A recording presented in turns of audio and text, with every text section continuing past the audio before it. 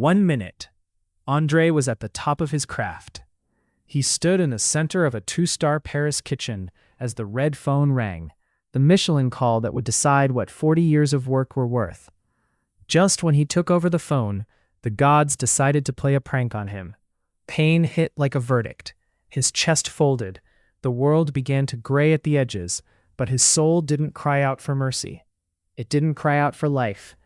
As his face plummeted toward the plate, one final, furious thought shrieked through his mind. It's too salty.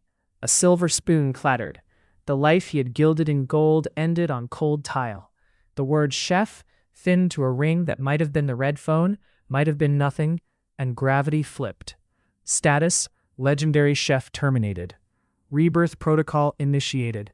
40 years of elite secrets poured through a fault and landed in a vessel unworthy of them. New identity, Jean-Luc. Location, Lyon, 1978. His limbs came back wrong. Too light in some joints, too heavy in others. The heat curdled into sour grease fog. Damp cloth stuck to his cheek. A rotten mattress sagged under his spine. Jean-Luc was a failure. 21, a dishwasher who'd come to Lyon to become a chef and woke up in a rotten room smelling of grease.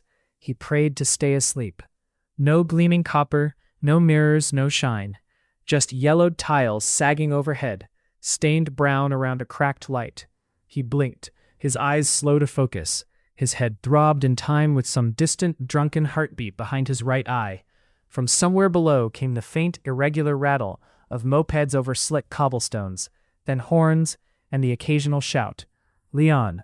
The realization dropped into him like a stone into cold stock. Lyon. Not Paris, not the Riviera, not the sanitized international hotel kitchens he had despised. Lyon. The city of bouchons, the lungs of French cooking, the place he had once sworn he'd conquer and then outgrow. He tried to sit up too fast. Pain jabbed through his skull like a skewer. He grabbed his head with both hands, fingers digging into the roots of hair that felt too thick, too unruly, not the neatly controlled brushback he remembered. His breath steamed in the air as he let out a low, wordless groan. He forced himself upright, wincing as the world swayed. He swallowed, his throat dry, his tongue thick. An afterimage shimmered in the back of his mind. White jackets, hushed voices, the gleam of polished silver. His hand twitched, expecting the weight of a familiar knife. Instead, it closed on something smaller, colder. On the stack of folded clothes beside the mattress lay a rusted paring knife. Its wooden handle was worn smooth. The steel, his fingers wrapped around it automatically. Relief hit, sharp and fast. It wasn't his knife. His had been custom, balanced to his hand. This one was cheap, probably older than he was, but it was steel. It was an edge. He trusted that more than the mattress, the room, or the ceiling. He glanced down at himself. An old undershirt, thin at the seams, hung on shoulders a little too narrow. Ribs showed when he shifted. His hands, though, were calloused in familiar places. They'd learned to hold a knife long before this morning. On the floor, near the mattress, lay a crumpled wad of bills.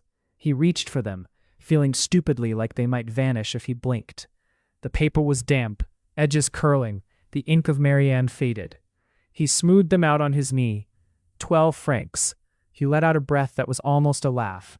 Not even enough for a decent lunch in the sort of restaurants he'd once forbidden his staff to visit. First service of his new life, and the mise en place, putting in place, consisted of 1 moldy room, 12 francs, and a paring knife. He pressed his fingers to his temple, trying to order the mess. His memories lay in his head like a tipped-over spice rack, everything jumbled and spilling into everything else. There was Chef Andre, standing at the pass, his jacket spotless, watching plates fly. There was a boy in a too-big jacket, peeling potatoes in some basement, his fingers bleeding. There was a star in a red book, not yet printed, but already real in his chest. There was a flash of blue-white light, the skittering of a dropped spoon, and then there was this ceiling. He turned his head and caught his reflection in the warped mirror, screwed to the wardrobe door. For a second, the glass didn't settle on one face. It showed two, overlapping, the heavy-browed, hawk-eyed man in his 40s that the world had known as Andre, and a younger, sharper face with wide eyes and hollow cheeks. He blinked, and the older face evaporated. The boy stared back. Dark hair flopped over his forehead, a nose just a little too big for his narrow face. Jean-Luc, he said aloud, testing it. The sound hung in the air, small and absurd, yet the room tilted slightly to make room for that name, as if it acknowledged that yes, that was who belonged here. Somewhere distant, a moped backfired in agreement. He didn't remember choosing the name, but the answer was waiting in his mouth, as if someone had whispered it to him during the night. You were Andre. Now you are Jean-Luc. The world doesn't care who you were, only what you are. He ran a thumb along the paring knife's edge. A tiny bead of red welled up, bright against his chilled skin. The pain was sharp, clean, real. It grounded him better than any mirror. Fine, he told the empty room, his breath fogging again. Jean-Luc then. No one argued.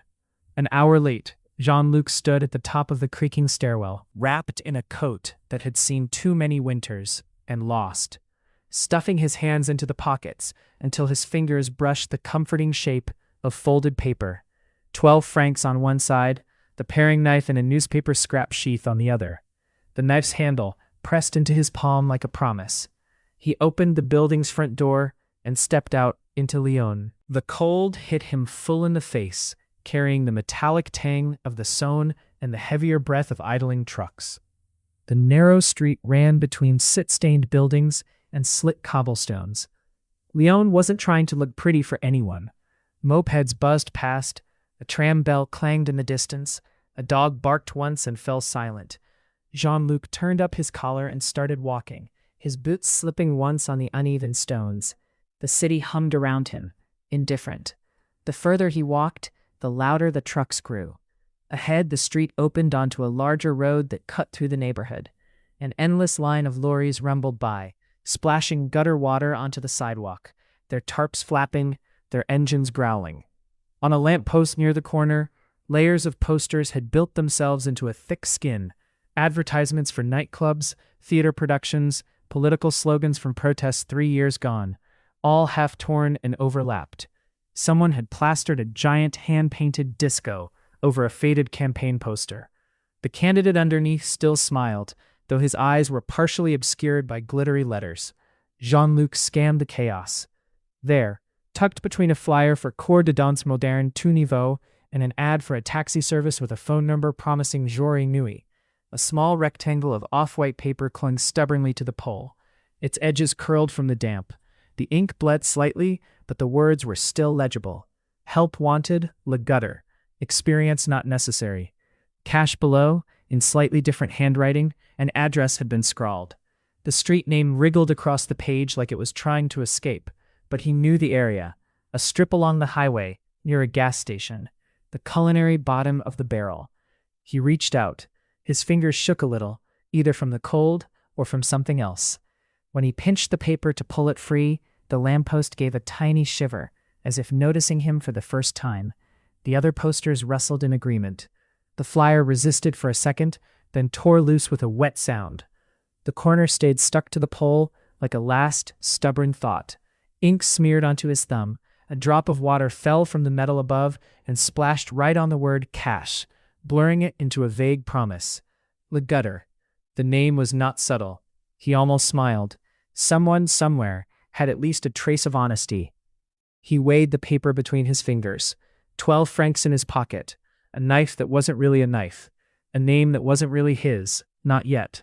He could walk another block, spend the money on coffee and a stale croissant, then wander until dark and see what the city did to boys without experience, without references, without anything. Or he could go to a restaurant that called itself the Gutter and remind the world how he handled 2 eggs. The decision wasn't noble or brave. It was simple. He adjusted the knife in his pocket, tucked the flyer into the other, and headed in the direction of the highway. As he turned, the lamppost buzzed. Its light flickered once, twice, then steadied, a faint halo in the gray morning. If it was an omen, Lyon did not bother to explain it.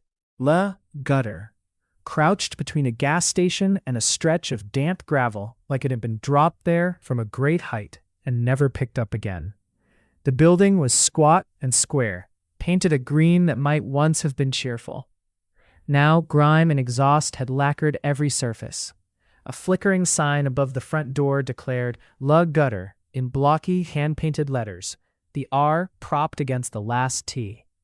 One of the T's had burned out on the neon frame, so from the road, the place sometimes read "La Gutter" or "La Gut." The parking area in front was a patchwork of puddles, tire tracks, and cigarette butts. Two massive trucks idled there, engines rumbling. Their drivers stood near the entrance, coats pulled tight, cigarette smoke curling around their faces. One of them laughed and coughed. The sound floated across the lot and through the thin walls, mixing with the clatter of crockery and something sizzling on an overworked grill. Jean-Luc didn't go through the front.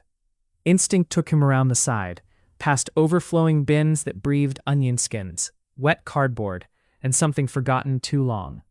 Stray cats lounged on the lids, eyes half closed in the cool air. At the back, a metal door slouched in a frame that didn't quite fit. The paint was blistered and peeling. Someone had once tried to kick it open. There was the faint outline of a boot print, preserved forever under layers of new grease. He knocked anyway. The door shuddered. For a heartbeat, nothing happened. Then a voice yelled from inside, impossible to make out over the hiss of oil and the buzz of a radio stuck between stations. It sounded vaguely like "Way," or possibly "What now?" Jean-Luc pushed. He stepped into a wall of heat and smoke. The cold outside vanished, replaced by dense, humid air that clung to his skin and stank of overused fry oil, burnt bread, milk on the turn. The kitchen of Le Gutter did not try to hide what it was. Yellowed light bulbs buzzed overhead in wire cages. Grease streaked the tiles. A radio on a high shelf spat static and fragments of ABBA. Pans hung on hooks, their bottoms blackened, handles wrapped with rags. On one side, a narrow pass looked out through a rectangular hole into the dining room. Formica tables, silhouettes of men in heavy jackets.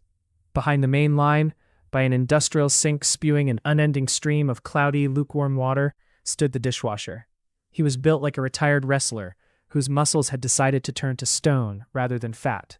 Broad shoulders, thick arms, a permanent hunch from fighting with stacks of plates. Blue ink on his forearm named him Gerard.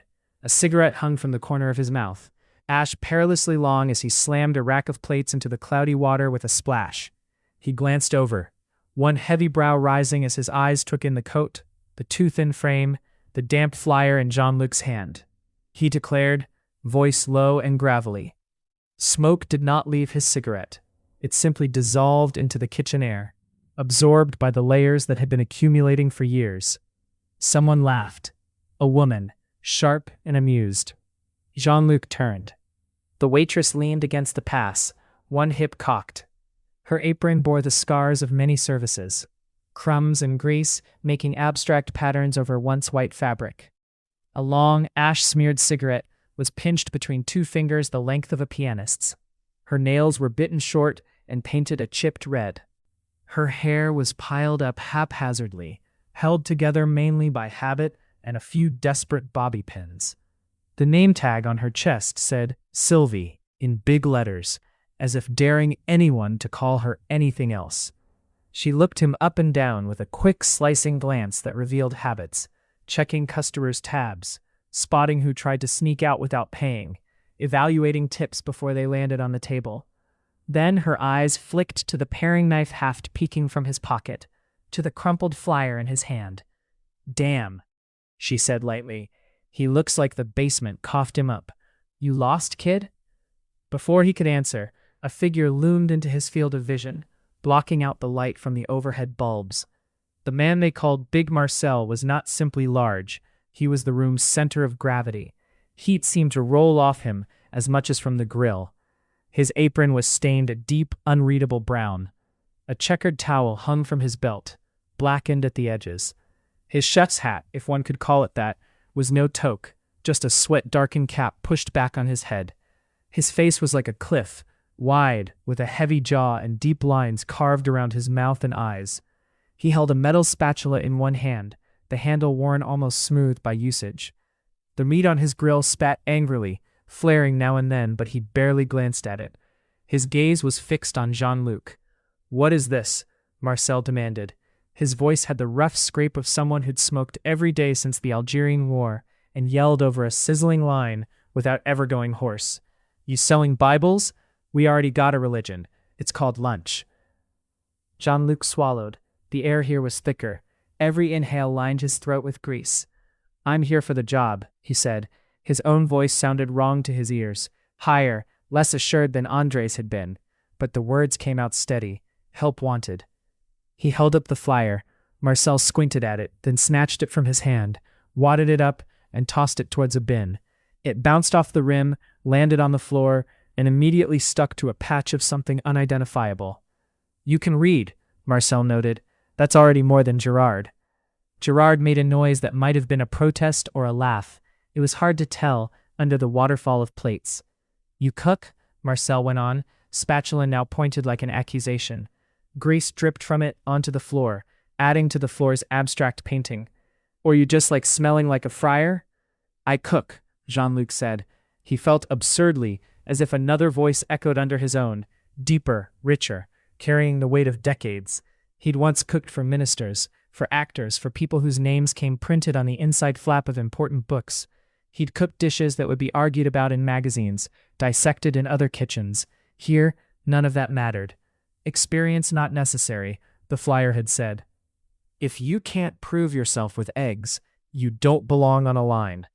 Marcel's eyes narrowed. He took in the two thin arms, the empty pockets, the chills still clinging to Jean-Luc's hair. Then he jerked his head toward a corner of the line, where a battered station waited. "Eggs," he said. "Start there."